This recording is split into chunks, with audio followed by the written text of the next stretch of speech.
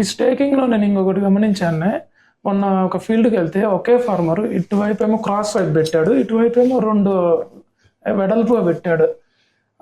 నేను 2-3 అడిగితే క్రాస్గా పెడితేనే బాగుంటుంది, కాయ గట్టిగా ఉంటుంది, కింద పడకుండా ఉంటుంది అంటారు. కానీ నా వర్షన్ ఏంటంటే ఇట్లా వెడల్పుగా ఉంటే ఎయిర్ ఫ్లో బాగా వస్తుంది, సన్లైట్ బాగా వస్తుంది, కాయ అనేది ఫ్రూట్ ఫార్మేషన్ కానీ షైనింగ్ కానీ ఏమంటారు బాగా డెవలప్మెంట్ ఉంటుంది కదా. ఏది బెస్ట్ అంటావు, క్రాసా ఇదే? అంటే ఇది ఫార్మర్ ప్రాక్టీస్ ఒక రకంగా ఉంటుంది. పాత రోజుల్లో ఎకరాకి వచ్చేసి 15,000 నుంచి 16,000. అప్పుడు వాళ్ళ కాన్సెప్ట్ ఏంటంటే ఎక్కువ మొక్కలు వేసుకుంటే ఎక్కువ దిగుబడి వస్తుందని ఒక కాన్సెప్ట్. ఇప్పుడు ఆ స్టేజ్ నుంచి ఇప్పుడు ఎక్కడికి వచ్చేసారంటే ఇప్పుడు వచ్చేసి 8,000, 9,000 మాత్రమే వేస్తున్నారు.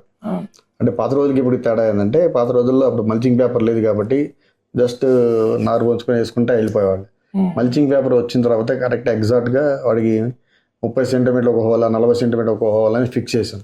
ఎప్పుడైతే ఫిక్స్ చేసామో మల్చింగ్ పేపర్ లేదంటే ప్రతి మొక్క బతుకుతుంది, ఈల్డ్ కరెక్ట్ ఉంటుంది, వీడ్ ప్రాబ్లం ఉండదు కాబట్టి చెట్టు హెల్దీగా ఉంటుంది. ఇది మల్చింగ్ వల్ల ఉండే లాభాలు. అట్లా అయిపోయి ఇప్పుడు ఏం చేస్తారు, ఎకరాకు వచ్చేసి అంటే 30 సెంటీమీటర్స్ అయితే 9,600 హోల్స్ వస్తాయి. అదే 40 సెంటీమీటర్స్ 7,200 రోల్స్ అంటే హోల్స్ అంటే మొక్కలు. అంటే జనరల్గా అడుక్కు మొక్క అన్నప్పుడు ఎక్కువ మొక్కలు పడతాయి, 40 సెంటీమీటర్ అన్నప్పుడు తక్కువ మొక్కలు పడతాయి. అంటే 7,200. అది అయితే 30 సెంటీమీటర్లు వేస్తే 9,100 మొక్కలు ఎకరాకి వేస్తారు. అయితే ఈ క్యాలిక్యులేషన్ ఇప్పుడు ఏంటంటే మినిమం అంటే వరస్ట్ సినారియా కూడా చెట్టుకి వచ్చేసి 5 కేజీలు తీస్తారు. అంటే 9,000 మొక్క జనరల్గా అంటే 45 టన్స్ to 50 టన్స్ రావడానికి కూడా పాసిబిలిటీ ఉంది. దీనికన్నా ఎక్కువ కూడా తీయచ్చు, 80 టన్నులు తీయచ్చు, 100 టన్నులు తీయచ్చు. రేర్ కేసెస్ జరుగుతుంటాయి. అంటే ఆన్ అండ్ యావరేజ్ మీన్స్ మనకి ఎకరాకు వచ్చేసి 40 టన్నుల నుంచి తీసేసుకోవచ్చు. బట్ ఎండాకాలంలో మన మార్కెట్ ఇక్కడ మదనపల్లి మార్కెట్ ఏంటంటే ఎండాకాలం చాలా అనువుగా ఉంటుంది ఇక్కడ వాతావరణం. అంటే ఇండియాలో మంచి టమాటాకి అడ్వాంటేజ్ ఉన్న మార్కెట్ ఏదైనా ఉంది అంటే డిసెంబర్ నుంచి ఈ మదనపల్లి, కోలారు, చింతామణి, బెంగళూరు ఈ సరౌండింగ్స్ మాత్రమే టెంపరేచర్స్ టమాటాకి ఉంటాయి. అందువల్ల ఇప్పటికి కూడా ఏషియన్ మార్కెట్లో మనకి ఇక్కడ నుంచి మార్కెట్ ఎక్స్పోర్ట్ జరిగేది డిసెంబర్లో ఎక్కువ మదనపల్లి నుంచే జరుగుతుంది. ఓకే, ఈ 2 మెథడ్స్లో ఫార్మర్ తన కన్వీనియంట్ బట్టి ఫార్మర్ వానికి ఉన్న ప్రాక్టీసెస్ ఉంటాయి. జనరల్గా కొంతమంది క్రాస్ చేసుకుంటారు, డిపెండ్ అపాన్ వాళ్ళ రెగ్యులర్ ప్రాక్టీస్. దీంట్లో ఈల్డ్ ఎక్కువ వస్తుంది అంటే ఇల్లు అంటే కొంతమంది 4,000 మొక్కలు కూడా వేస్తారు. 4,000 మొక్కలు తీసుకుంటే ఎకరా 10 చెట్టుకి 10 కేజీ లెక్కన తీయచ్చు. అంటే అంటే ప్లాంట్కి జనరల్గా ఏంటంటే ప్లాంట్ ఎప్పుడు కూడా నువ్వు అన్నట్టు గాలి ఉండాలి దానికి, ఫస్ట్ ఏరియేషన్ అంటారు, సన్లైట్ ఉండాలి. ఈ రెండు ఉన్నప్పుడు ఏంటంటే మనకి ఏం పెస్టిసైడ్ స్ప్రేయింగ్ ఈజీగా ఉంటుంది, బట్ పెస్ట్ అటాక్ కూడా తక్కువ ఉంటుంది.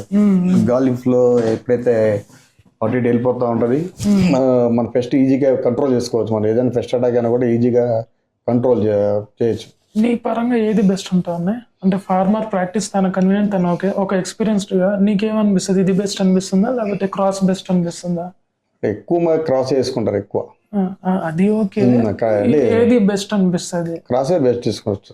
క్రాసే బెస్ట్ అంటే దీనిలో ఎయిర్ ఫ్లో సన్లైట్ బాగున్నా కూడా క్రాసే బెస్ట్ అంటారా? తీసుకోవచ్చు. ఓకే, ఎందుకంటే యాక్చువల్ మనం ఎకరాకి రో టు రో మంచి డిసిషన్ తీసుకున్నాం అనుకో, ఫ్రీ ఎయిర్ ఉంటుంది, స్ప్రేయింగ్స్ ఈజీగా ఉంటుంది. చాలా మంది ఏం చేస్తారంటే ఎండాకాలం కదా, ఎండాకాలంలో మనకి ఎక్కువ మొక్కలు వేసుకుంటే కొద్దిగా చచ్చిపోయినా కూడా మిగతా క్రాప్ వస్తుంది అనుకుంటారు. బట్ ఏ రైతుకు ఉన్న ఎక్స్పీరియన్స్ ఆ రైతుకు ఉంటుంది. కొంత ఎక్కువ మొక్కలు వేసుకుని అదే ఇల్లు తీస్తున్నారు, కొంచెం తక్కువ వేసుకుని అదే ఇల్లు తీస్తున్నారు. సో రైతు ఎక్స్పీరియన్స్ బట్టి వాడు పొలం చేసుకుంటూ ఉంటాడు. ఇప్పుడు జనరల్గా మా దగ్గరకు వచ్చి ఎకరాకి 4,000 మొక్కలు వేసి ఉంటారు, కొంతమంది ఎకరాకి 8,000 మొక్కలు అంటారు, కొంతమంది ఎకరాకి 12,000 మొక్కలు అంటారు. బట్ రైతుకి ఏంటంటే వాడి పొలం చెప్తా ఉంటాయి, ఏ మందులు కొడితే ఎట్లా రెస్పాండ్ అవుతుంది అనేది మనకు తెలుసు కాబట్టి వాని ప్రకారం వెళ్తాయి. ఎన్ని రైతు ప్రాక్టీస్ మనం చెప్పిన ప్రాక్టీస్ ఇస్తాం కదా. మనకు కామన్గా ఏం చెప్తుంటే పలానా రోగం వచ్చినప్పుడు పలానా మందులు వాడుకోమని వరకే కంపెనీ చెప్పుద్ది, అంతవరకే. కానీ రైతు ప్రాక్టీస్ ఒక రేంజ్ వరకు చెప్తాం, కానీ మిగతా అన్ని కూడా వాళ్ళు ఓన్ డెసిషన్ తీసుకొని చేసుకుంటారు. అంటే పాత రోజుల్లో అంటే ఇంకొక మెయిన్ థింగ్ ఏంటంటే ఫర్టిలైజర్స్ మేనేజ్మెంట్. ఒకప్పుడు బిగ్ ఫర్టిలైజర్స్ అంటారు, అంటే DAP, యూరియా, 99, 28 ఇట్లా బిగ్ ఫర్టిలైజర్స్ ఉన్నాయి.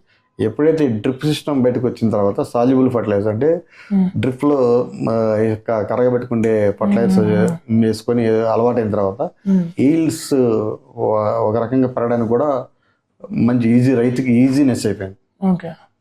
ఇప్పుడు 13045 ఇవన్నీ సాల్యుబుల్ ఫర్టిలైజర్ కింద అన్ని సాల్యుబుల్ ఫర్టిలైజర్స్ అండి. 003 ఇవన్నీ సాల్యుబుల్ ఫర్టిలైజర్ కింద అన్ని సాల్యుబుల్ ఫర్టిలైజర్స్ అండి. 003 ఏ ఫర్టిలైజర్ కూడా ఎకరాకి చెప్తా ఒక రోజు 4 కేజీలు రకరకాల అంటే టైంని బట్టి అంటే మొక్క ఏ స్టేజ్లో ఉంది ఆ స్టేజ్ తగ్గట్టు ఏమేమి ఫర్టిలైజర్స్ ఇవ్వాలనేది రైతుకి ఐడియా ఉంది.